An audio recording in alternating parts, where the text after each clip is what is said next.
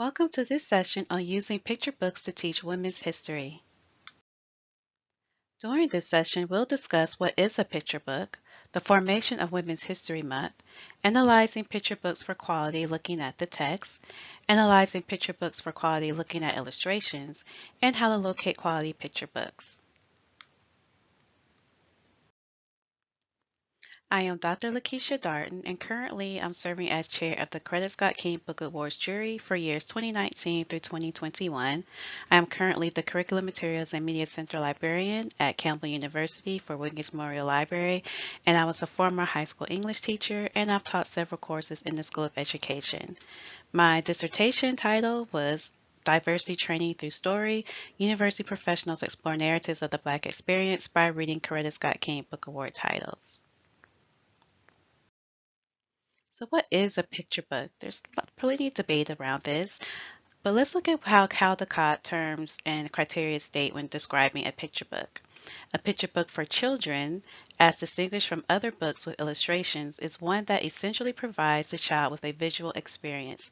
A picture book has a collective unity of storyline, theme, or concept developed through the series of pictures of which the book is comprised. A picture book for children is one for which children are an intended potential audience. The book displays respect for children's understandings, abilities, and appreciations. Children are defined as persons of ages up to and including 14, and picture books for this entire age range are to be considered for the Caldecott. And we'll use that definition during this session today. Women's History Month has its origins as national celebration in 1981 when Congress passed it. First, it began as a week beginning March 7th, 1982 as Women's History Week. And then in 1987, Congress was being petitioned by the National Women's History Project to pass the resolution to designate the month of March in 1987 as Women's History Month. And since then, since 1995, presidents have issued a series of annual proclamations designating the month of March as Women's History Month. So analyzing picture books for quality informational text. And as you're searching through all the many picture books, informational text that's out there, you want to consider authority and accuracy. Who is the author? What qualifies the author to write about the topic? And is the information accurate? And Ruby Bridges, This Is Your Time, she is depicting, she's going back in this memoir, discussing what it was like to integrate her school. So she is the author herself, and she is qualified to speak on that topic. And as in the pictures that accompany this particular picture book are actual photographs. In the back matter, we are given actually citations for each photograph. And you can see that here when she called image credits. Okay. It's very helpful.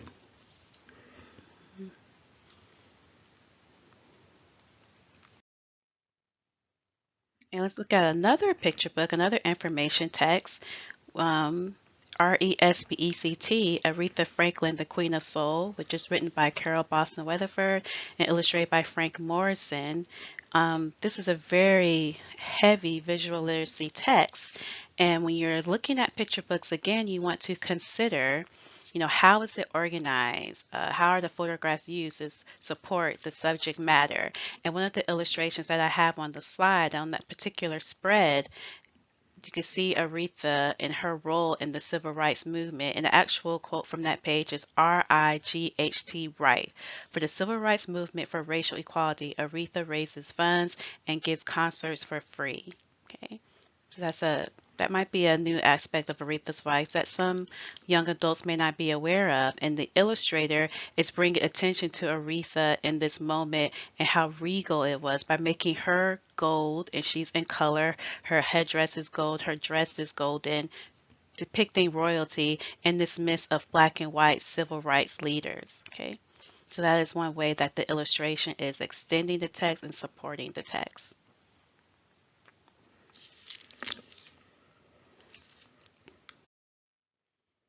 Another information text highlighting females, it'd be Basketball Belles. Okay, Okay. Now, in this text, written by Sue Macy, illustrated by Matt Collins, it depicts how two teams put women's basketball on the map. Very interesting tale, engaging. And the quote that I pulled from this text, some people feel women shouldn't play basketball at all. The game, of course, was designed for men. Then, Cinda Berenson, a teacher at Smith College in Massachusetts, adapted the rules to make it less rough for women. One thing she did was draw lines that divide the court into three sections. Women are assigned to a section and they have to stay there. In the men's game, players are allowed to run all over the court. And you can see in the image there, the teacher, coach, is explaining to them the rules of the game. Okay. Another interesting addition to this particular text is that a timeline, and I have it on the slide there, is given to how the game for women has changed. And there's more back matter in the end of the book as well to support the text. And some of your readers may not be aware that women's basketball has had its own evolution, that it even began as changing the rules, making them a little different for women. And through this timeline, it explains how those rules have changed and how the game of basketball for women is where it is today. Okay.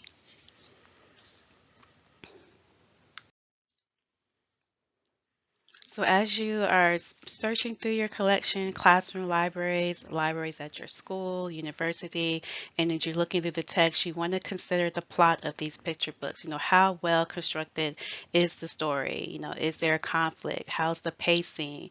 The style? How does the author use language? And the theme? What is the essence of the story? And does the essence matter to youth?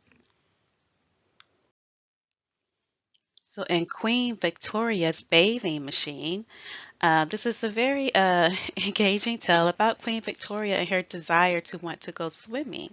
Okay, but it encouraged because she's the queen and we can't have the queen in a bathing suit. These very Victorian ideas here, and so the Prince Albert came up with the decision. Well, maybe we can create you some type of machine that you can change in and no one has to see you in inappropriate attire.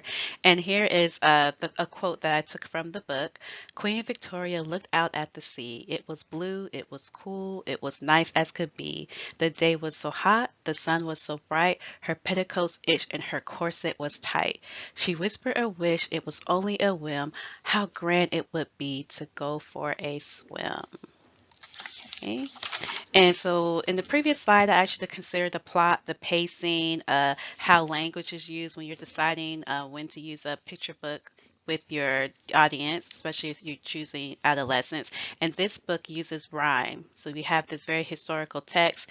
It's not quite a nonfiction text. It is historical fiction, but it is based on the actual bathing machine that was built for her. And I'll show you that. But the story itself may not have went down the way the author is predicted. So that's what makes it historical fiction. But the bathing machine is real. Okay. Just as you like to critically review the text of picture books, you really want to review the illustrations. How do the illustrations complement the text? How does the illustrator use color, texture, shape, composition? If you look back to when we were discussing the Aretha text, how the illustrator painted her in gold and the rest of the people were in black and white, using color to tell the story. And do the illustrations tell the reader additional information about the topic or character that is not evident in the text? And do the illustrations elevate the text and take it to another level? Okay. Analyzing picture books for quality illustrations. And in Yui Morales' Viva Frida, um, the illustrations were created using stop motion puppets, acrylic paint, and photography. Very little text. A word or phrase was used per illustration. She used English and Spanish terms. And most of her information, once the students get through it, they'll see it, find that information in the author's note. So in this particular illustration, this is the text that accompanied that page. Um, It is thought that during her lifetime, Frida created 143 paintings, 55 of which were self-portraits. She would study her reflection in the mirror and paint herself wearing elaborate jewelry or crowned with enormous braids, ribbons, and flowers. So this description comes from the author notes. And so now your readers read the author notes, they come back to this page. Oh, this is where Miss Morales was inspired to get this picture from. And if you look very closely in the picture, you can see a little puppet hand and the paintbrush here. And so this is Miss Morales depicting Frida painting her own self-portrait. Okay.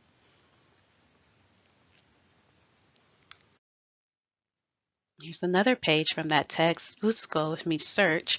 She would paint herself accompanied by her pet monkey, Fulang Chain, her dog Zolot, her parrots, or even her husband, the famous Mexican muralist Diego Rivera. So again, this description comes from the author note, but in the pictures throughout the book, you just see these different images in very short phrases.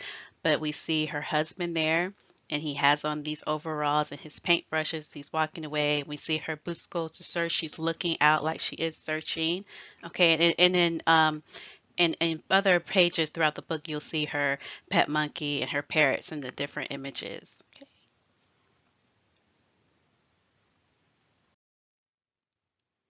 So as we're continuing to analyze picture books for quality, as you look at the illustrations, how do they affect the story? Do they take away? Do they add to the text? Do the text and illustrations form an integrated whole?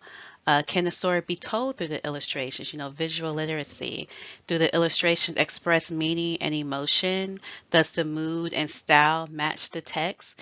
And is the book distinguished? Is this just so special and worthy? Has it won awards? How does it stand out from other picture books in its class?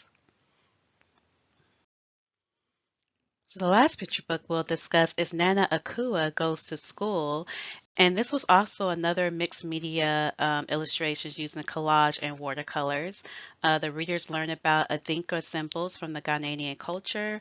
Nana is the matriarch of the family, and through oral tradition, she teaches Jura about her culture.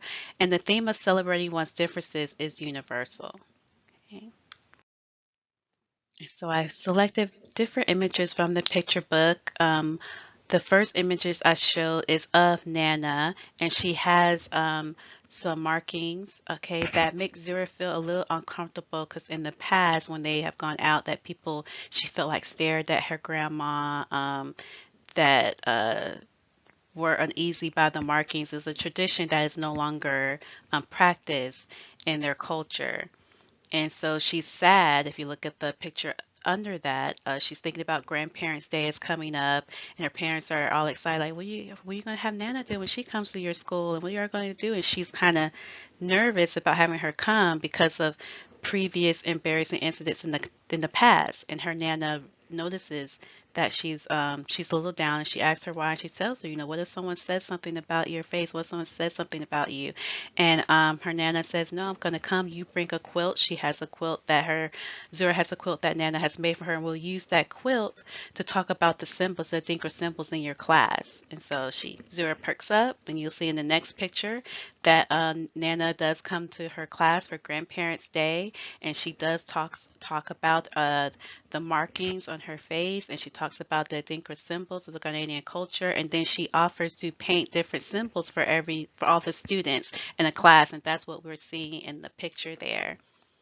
Okay, and then as you open the book, and I put another picture there of the symbols, as soon as you open the text, you're introduced to all the Adinkra symbols, and it tells you what they mean. And as you close out the text, they're at the end as well. So very well organized. And there is an author note that says that some of these symbols may mean different things to different tribes. So that was also helpful. They have a list of their sources, and there's a full glossary in the back as well. So very beautiful and informative picture book. Okay.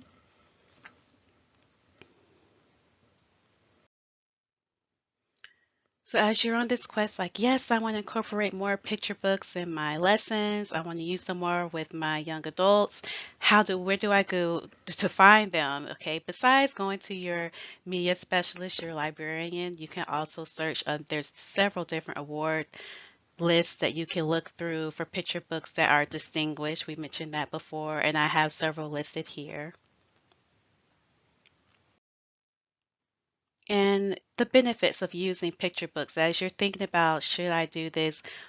What would be beneficial of including picture books in my lessons? Just think about the reading comprehension. As we just said, that picture books for children, if they're the intended audience, the language should be appropriate, simple, direct, not condescending, not talking down to them, but presenting the information in a way that is digestible and accessible. And that could be beneficial for younger students and your adolescents, especially when you're introducing new topics. The illustrations are equal to visual literacy. Again, they're going to support the text, hopefully extend the text, give more information, and support the context that is there in these picture books. These picture books facilitate class discussions, especially if there is very little text and heavy illustrations, then you can use those illustrations to discuss what's going on in the text and the topics and the subject at hand.